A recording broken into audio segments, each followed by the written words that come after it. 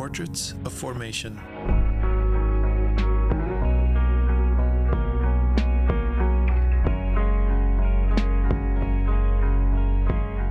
In this interview, we're talking to Ukrainian Sasha Borysov. Sasha was a pastor and a missionary, but during the Revolution of Dignity in Ukraine and the subsequent war, Sasha joined a group of volunteer chaplains. His experiences as a chaplain made him ultimately decide it was better for him to become a soldier. In our conversation, we discussed the effects that this had on him, his family, and his community, and we also reflect on how his view of God changed throughout all of his experiences. I'm here with Sasha Borysov. He's probably one of the manliest men I've ever met, and I've told him that before. And first time I saw him, I was severely intimidated. You got to understand, he's this big guy, and he loves cars, and he loves guns. But then he's got this little dog. What's your dog's name? It's Usa. Usa. Yeah. And so I work with Sasha's daughter. We're co-workers at a local mission, and she's very compassionate. I didn't see Sasha as very compassionate at the very beginning because he just intimidated me because of his love for cars and guns and his big build and his voice, as you'll hear. But yeah, when I saw the dog, I realized Sasha's daughter gets compassion from Sasha. So I'm excited to have you to interview and take your look on life and work through some of the things that you've been going through these past few years and see where it goes from there. Sasha, you have been a Christian for how long? Since 1988, I think. Actually, yeah, I've been baptized in 1988. I heard back in the day you were in sports a lot. Yeah, I did some boxing, martial arts. Yeah, you're quite good in boxing. Not bad. Yeah, not bad. Okay. When did you get married to Luda? In 1992. When did you become a pastor then? 1994, I think. Yeah, because I started as assistant pastor, and after 2 or 3 years, I became a senior pastor. First, it's been here in Ternopil, because we started a new church, Love and Healing Church, together with my friend, actually a couple of friends. So, and after 3 years, I moved to Buchach. It's a small, tiny town, 70 kilometers far from Ternopil, as a missionary. So we moved as a family there to start another church. Then you went to the Philippines for a little bit to see how church was going there? Yeah, we've been sent there, actually, just to... they're good friends of us, and we've been part of church's family. So yeah, we moved there just to look how they're doing there and what exactly they're doing for growing or for so successful growing as they still do, actually, till now. Nice. They still growing. The last time I heard, they already 90,000 plus. Wow. And still growing. Yeah. They have 3 or 4 different congregations in a town, Manila, but calling themselves as one church, just different congregations. After that, you came back to Buchach for about a year? For another year, okay. Yeah, and after that year, we moved to Odessa. Gotcha. So how long were you in Odessa? 6 years. 6 years. Then 2014, you guys moved back to Ternopil. Yeah. For those of you that don't know, 2014 was the year that the Revolution of Dignity started, and it was a very turbulent time in Ukraine. Yeah. And so is that what brought you actually back to Ternopil? Right. We made decision to move back here in Ternopil because I saw it's just a beginning and something really serious beginning in Ukraine. So I just want to be part of what's going on. So because Odessa, it's a special region, mentality, everything. So, yeah, not bad or pro-Russian, so-called. No, not exactly that. But all my friends been here, and So I just decided to move back here in Ternopil. Gotcha. So for geography's sake, so we're actually right now in Western Ukraine in Ternopil, and Odessa is near the south, in the south near the Black Sea, and the country's actually is very different as you go across the country in terms of culture and even language. Right? Yeah. So there are pockets of very different cultures that Ukraine has. It's not necessarily one culture. Mm-hmm. There's quite a few actually. Mm-hmm. So when you said you wanted to get involved, what was kind of stirring in your heart, or what did you imagine that to be like when you moved back to Ternopil? A couple of my friends, they've been there at Maidan. We call it Maidan, the Revolution of Dignity, as it's known right now. So I just wanted to join them, be there, because we had something similar in Odessa, like the same Maidan, with the same demands that we had back those days. So I've been part of that Maidan, but I want to be closer to epicenter of what's happening in Ukraine. So I've been here, and I visited Kiev a couple of times, but in maybe 1 month, I think it turned to war, actually. Mm-hmm. So were you expecting that to happen, or no? Actually, yeah. Knowing a history, we're supposed to expect that, because having brothers, so-called brothers or neighbors like that, and knowing history, again, we have to wait something like that from them. But nevertheless, that was unexpectedly, and for me too. Yeah. During the Revolution of Dignity, they call it the Heavenly 100. They were shot by the secret police, and 100 people died, or about 100 people died. So where were you when that happened? Oh, I've been in Kiev after those, shootings and everything like that. So it's been quiet already, but something new started already, as I mentioned before, because war already started, because it started from they took Crimea, and that's it. That's how it started. So yeah, at Maidan, it's been quiet already when I've been there. During this time, you're trying to figure out, okay, so war is now in my country, and you're a pastor. What was the struggle that you were having on how to actually get involved? Yeah, my first reaction was, I have to fight for my country. I have to. But after some thinking, or I don't know, it took me a while to realize my role or my place in a history right now, because as you said, I've been a pastor, and I knew myself as a pastor for years, actually almost all my life, because other people called me a pastor, and so that's who I was.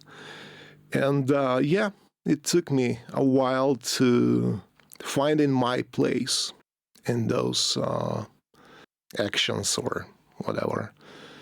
And I thought I can be a chaplain. So that was not first idea, but I thought that time better idea than just to fight. So I started to look for a guys who already doing it, and I joined a team of chaplains who already visited frontline. So I joined them. So you started going to the front line on a regular basis, yeah? Yeah. And was it with an organization, or were you just kind of with a group of guys, or? They have a name. Okay, let's say KSV. It's like chaplain ministry for military or something like that. So did they have any like guidelines about how you can be involved and what you can do and what you can't do? I think we made some, or maybe all decisions spontaneously because nobody knew what to do exactly, what they need, what's going on there, because we never saw real war. And not sure that any one of us realized what's really going on there. Mm. So we just visited once or a first time just to look what's going on and to have a picture. Mm. So, spoiler alert, you did become a soldier. Mm-hmm. And what I want to try to explore now is what was the process from being a chaplain? How many times did you go just as a chaplain? And what was going through your mind to that point where you first picked up the gun and said, okay, I now have to be a soldier? Okay, and it was a really hard process for me. And it took a year because, yeah, I've been as a chaplain or visited frontline, been there as a chaplain for a year.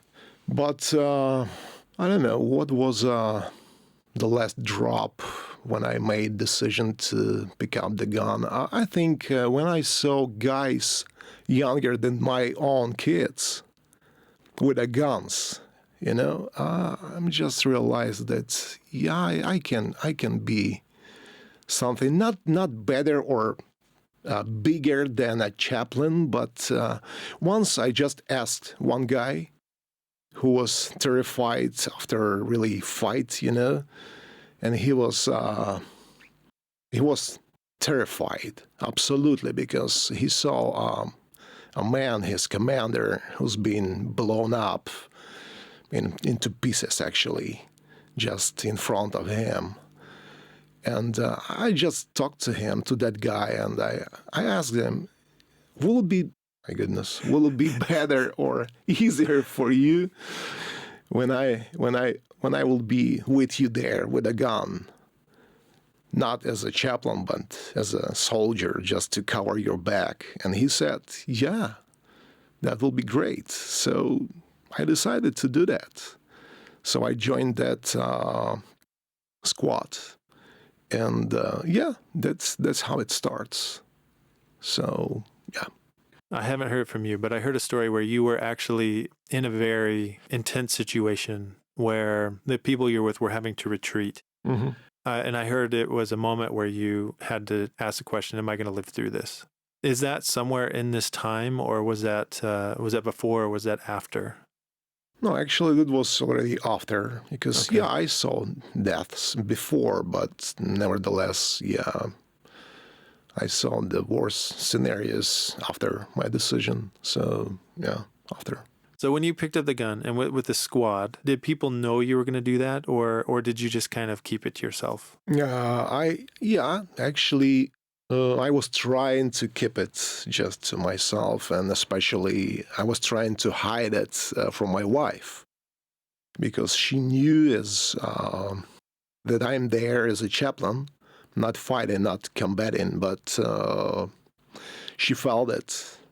She felt exactly the same moment or hour when I've been at a fight, real fight, heavy fight. So, yeah, and she just felt it. When I called her that evening after the fight was during maybe noontime, and I called her about 7, 8 p.m., and she just asked me, did you fight? Did you been there in a fight? Did you actually did it? So I was trying to, to find some, I don't know, softer words for it. But yeah, I had to admit that, yes, I've been there as a fighter. So that's how it started. Then we had another fight, or actually fights at home with my wife. So, yeah. And you have 2 girls, And Yeah. did they know about this at this time, or did they find out later? Yeah, a little bit later. Yeah. How was it to be a man that's a fighter and you made a decision to kind of go with your instinct and it put you at odds with your wife and your girls? What did that isolation do to you? Actually, you picked the right word for it to describe my condition back first days of my new role of soldier, because I actually felt myself like isolated, because I knew no one in this world. I mean, different world without war. So I knew no one whom I be able to talk to what I mean, or what I'm doing right now, or that was a kind of isolation. Mm. And I think it's been for a few months, maybe not even few months, but almost a year, when I've been absolutely isolated. Even back here at home, I couldn't talk. I couldn't just go to church as nothing happened before, I couldn't pretend. I couldn't be myself, or the one whom I've been before. So it took a month. That was, I think it was the hardest part of that story, because I had no idea what's going on in my mind, in my head, in my soul, because I felt like everything changed, like completely changed. I myself just changed. I am something else, not the man whom I know myself. And I think my family felt the same, like something wrong, something changing in my personality. So but nevertheless, I had quite good support from them, all of them, especially my girls. Because if my wife, she was trying to talk me out, or to look for reasons why I shouldn't do that. But my girls, they just received it as something. They just respected what I did. That's it. They respected my decisions, and no matter what I decided, they just respected, and they showed it, and still showing it. Mm. So, and I'm really grateful for it. But it took a while for my wife to just, I don't know, to live with the idea that her husband, not a pastor anymore, but a soldier. So it took her for a while. I don't know. So you're with a squad and you're now a soldier and you're seeing real combat. And I'm guessing that you're seeing people dying on both sides. Mm-hmm. How did your role as a chaplain change?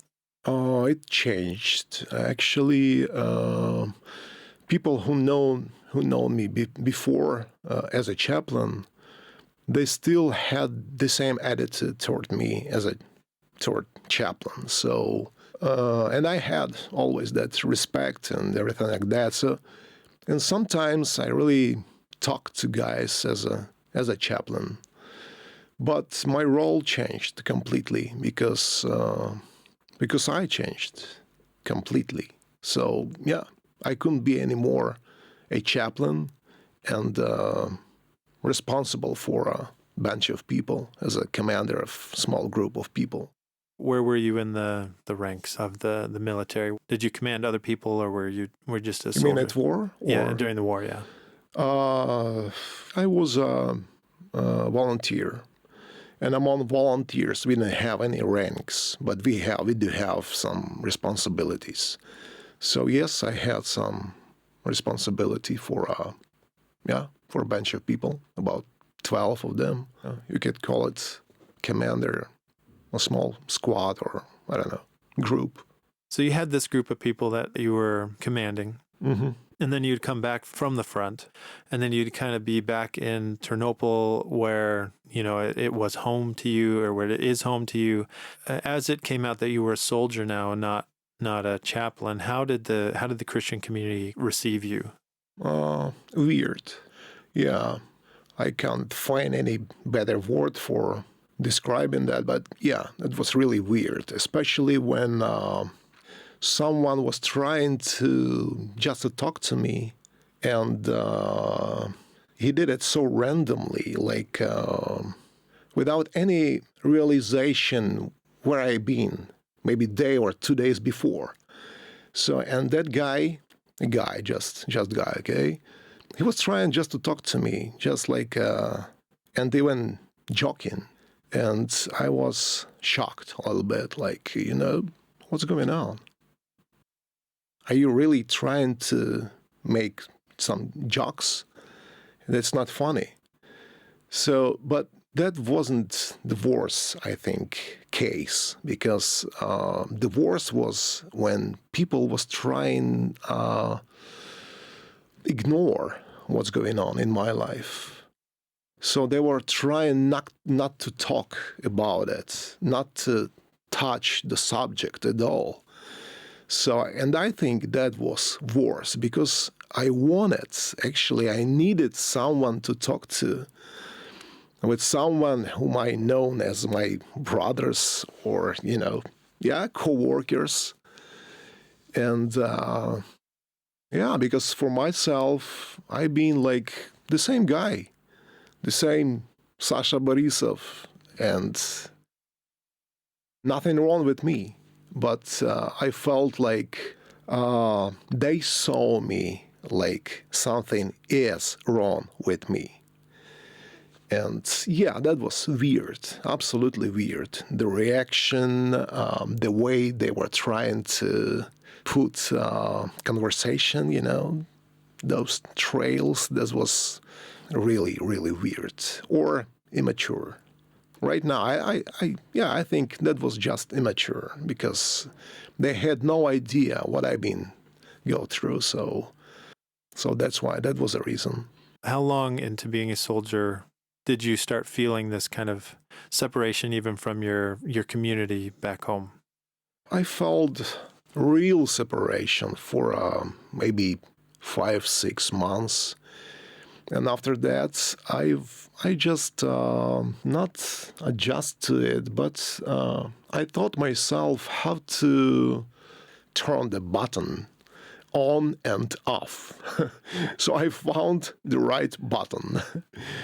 Yeah. So you learned how to change your personality, or change what you talked about, depending on the situation, to make other people feel comfortable. Absolutely. Okay. Yeah, that's right. That's right. I learned how to do it. Yeah. And actually, I think I've been quite successful in it, because I felt myself pretty comfortable among just normal guys, not combat, not comrades or something like that. So yeah, and I saw like people just feel just fine with me.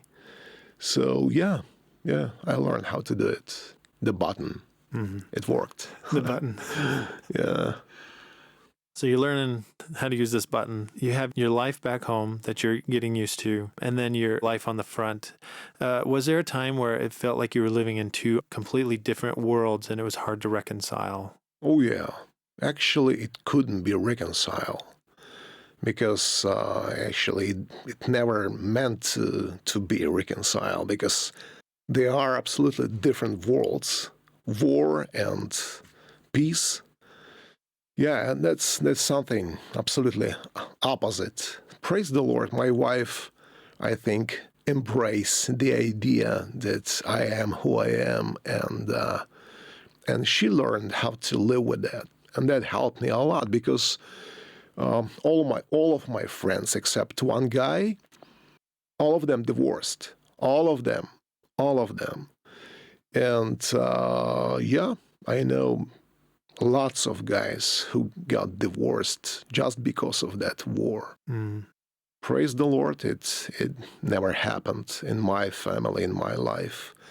And I am really grateful for it to God and my wife as well. Because, she's a wise. If I am a manly man, she's a, I don't know, womanly woman or whatever. My wife, she's my hero. That's true. What do you think the war did in these experiences to form you as a Christian? What new things did you learn? I learned a lot about myself. First of all, about myself, because I never had any clue what's in me. And I discovered lots of new things in myself and my personality. And it's not exactly how to be a good or better Christian. It's just practical things, like how to survive. Concerning my Christianity, even my perspective of as a believer, as myself, I think I changed my point of view, even at God, at church, at Christianity, Christians. Yeah, lots of changes. Can you describe maybe one change that you saw about your Christian community? Okay, I have to admit that I changed my Christian community. And it helped as well. It helped. At least right now I'm among people who don't know me that good or that part of my life before war. So just less of stupid questions. And that's a good part. So because the same Christians, they just don't know my history. That's it. So I really appreciate it.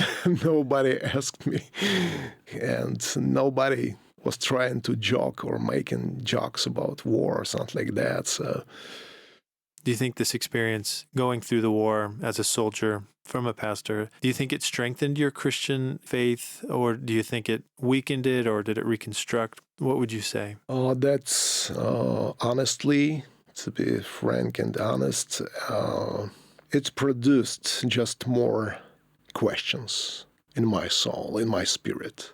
I just started to ask God, why? But why? Just why that happened to someone, or even to my country, or even to my life? Because just lots of questions.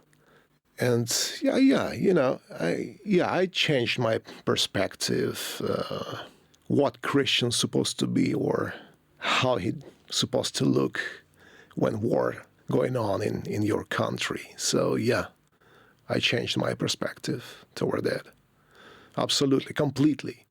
And I changed my view at the Bible itself, because I rediscovered lots of scriptures of verses, my favorite verses in the Bible. I just rediscovered them for myself again with an absolutely new meaning. Because when I read, especially Psalms of David, and when I read something about raging war, or, some bad guys who was around him trying to kill him, for me, that sounds like something not real, okay? Something like metaphor. Like a metaphor, yeah. Metaphor, yeah, thanks, yeah. So, but now I saw it not as a metaphor anymore, because I saw it as a real, absolutely real life, real story of real guy who's been at war as a soldier, as a king, as a believer, as a worshiper, again, as a prophet, as we call David. And nevertheless, that was real war. And even worse war than we have, because, shooting from a distance, that's one thing. But to pierce someone with a sword, that's another thing. Absolutely. So I rediscovered Bible itself for myself, absolutely in a new way. Absolutely. And I saw God as a not as a pacifist, who's standing just aside and terrifying what's going on in this world that I created, especially when war raged or something like that. No, no. He's always there, involved, still involved in the lives of soldiers. So my beliefs or my faith, I think it's grew even stronger. But my perspectives on different topics, especially war, everything concerning war, it's changed a lot. Because I saw war and still seeing war in the Bible, not as a metaphor, but as a real stuff. And I know now what kind of influence it has to those guys who's involved in war. So yeah, I think my faith grew even stronger. But I had lots of doubts, actually. And again, I'll just repeat myself, I had questions to God, especially when my best friends just been killed there, and some of them being deep believers. So, yeah, I asked God, why? Why you let it happen? Because I was 100% sure that nothing can happen, especially to those guys, because I knew them as guys who really loved God with a whole heart, and yeah, but that's war. That's war, and death happens. So, yeah, no excuses at all. You're back in Ternopil. Yeah. And you're not a soldier anymore. Oh. Or are you still a soldier? I don't know. I think part of my soul still, yeah. Yeah, I'm still soldier. Yeah, I feel myself like I don't know, just different personality. I'm not a soldier, but definitely not a pastor as I used to be. But I don't know. It can be any mixture, like a past soldier or something like that. No. So what are you doing now? Trying to live just I don't know, life like regular people do. I have a job, and yeah, that's not a bad job.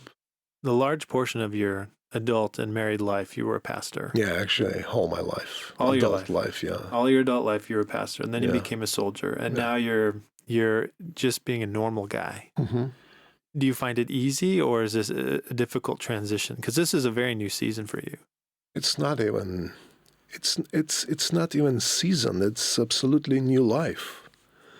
Because it is absolutely new life for me, and unfortunately, it started at that age when everything's supposed to be stable, and you wanted something stable. And here you have absolutely new life. Not new season, but new life. So, yeah, big changes. When you're sitting by yourself in a dark room, what is going through your head? Honestly, I never regret for my choices. Never. I knew, especially since I picked up a gun and became a soldier, I knew that my past life over as a pastor, as a servant, I realized that that's over. That's it. So I put that cross by myself. I did it myself. I just another page. That's it. So, and I knew I did it. Are there any specific practices you're doing, set of books you're reading to help you grow and to deal with the past and move on into the future? Is there anything that you're doing right now? Definitely. I'm trying to avoid some movies, but I'm not sure about books or practices or something like that, or my prayer life. I think, yeah, it is changed for sure. But I was trying to start to read some books which is supposed to help me live through it. But honestly, for me, almost all of them been useless. Like good ideas, and maybe for someone it could be helpful tools, but not for me. So, but praise the Lord for my family. Again, my family. That's better than any book or psychologist or something like that, Yeah.